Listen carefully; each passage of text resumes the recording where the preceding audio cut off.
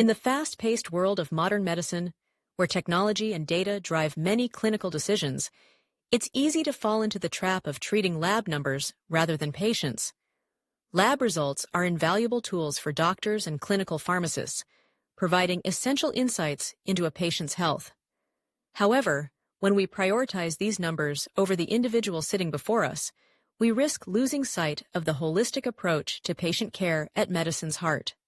The rise of lab-centric medicine, advancements in diagnostics, have brought an array of sophisticated lab tests that give detailed snapshots of a patient's physiological status.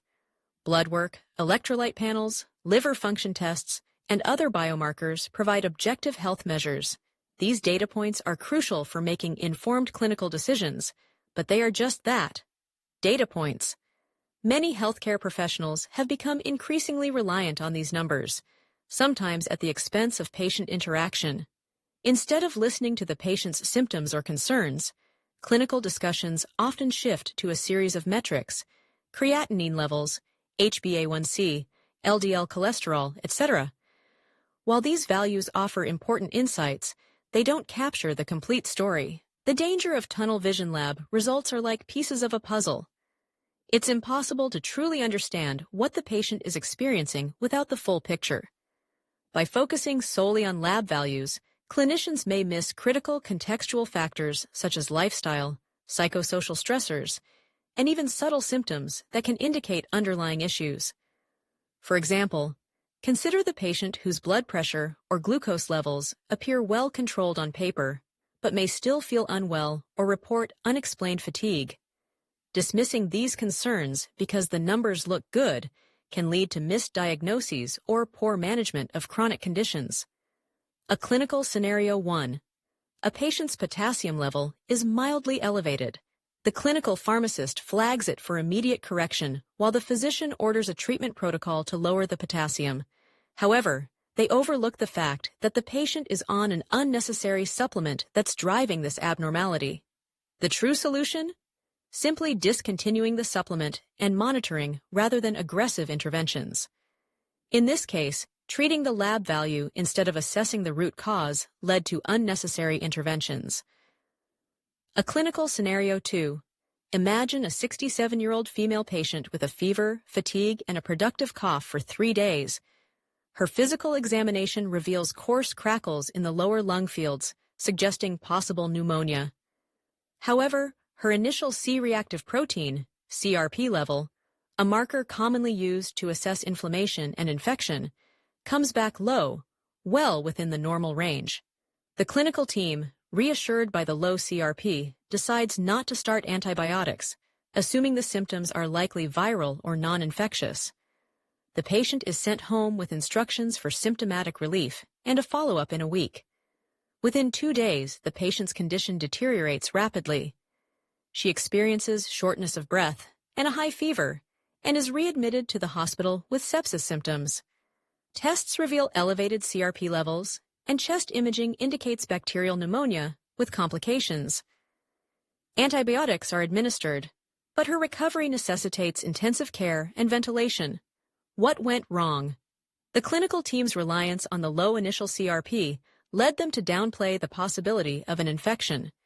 However, CRP levels can sometimes lag in response to certain infections, particularly in elderly patients or those with atypical presentations. In this scenario, the patient's clinical signs, fever, cough, and lung findings, should have prompted treatment despite the low CRP. The delay in antibiotic therapy resulted in a preventable deterioration of the patient's condition. This scenario underscores the danger of over-relying on lab numbers like CRP to make treatment decisions. Infections can evolve rapidly, and biomarkers may not always provide a complete picture in the early stages.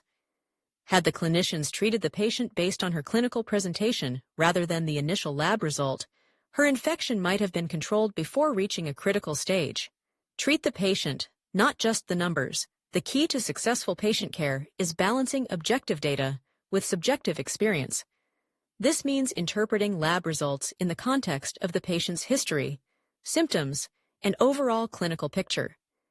The adage, treat the patient, not the lab result, still holds today. Here's how we can realign our practice to focus on the patient. 1. Contextualize lab results. Lab values should always be interpreted in the broader context of a patient's clinical presentation. Is an elevated white blood cell count due to an infection or something less urgent, like physical stress? Are slightly abnormal cholesterol levels a reason for immediate intervention, or should lifestyle changes be prioritized? 2. Engage with the patient. A 10-minute conversation with the patient can often provide more insight than lab tests. Listen carefully to their symptoms, concerns, and lifestyle habits to understand deviations in lab results. 3. Collaborative decision-making. Decisions should be patient-centered, especially for clinical pharmacists involved in medication management. Collaborate with patients and physicians to adjust medications, focusing on lab results and how patients respond physically and emotionally. 4. Reevaluate normal. What is considered normal in lab values can vary depending on individual factors,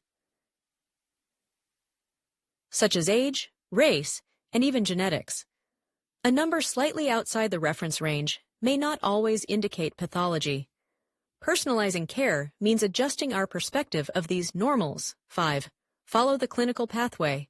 Lab results may guide treatment, but they should not dictate it entirely. A high or low result should lead to further investigation, not just immediate correction. In the absence of symptoms, a wait-and-see approach may sometimes be appropriate.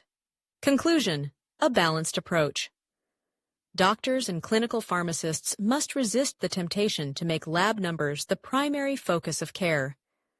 While these numbers are powerful tools, they are not the sole determinant of health. Patients are more than a collection of test results. They are complex individuals with unique experiences and needs. As healthcare providers, we need to restore balance by treating both the data and the individual, ensuring that a holistic patient understanding informs our decisions. After all, medicine is not just science, it's also an art. A delicate balance between what we know and who we serve. By staying grounded in patient-centered care, we can ensure we don't lose sight of the person behind the numbers.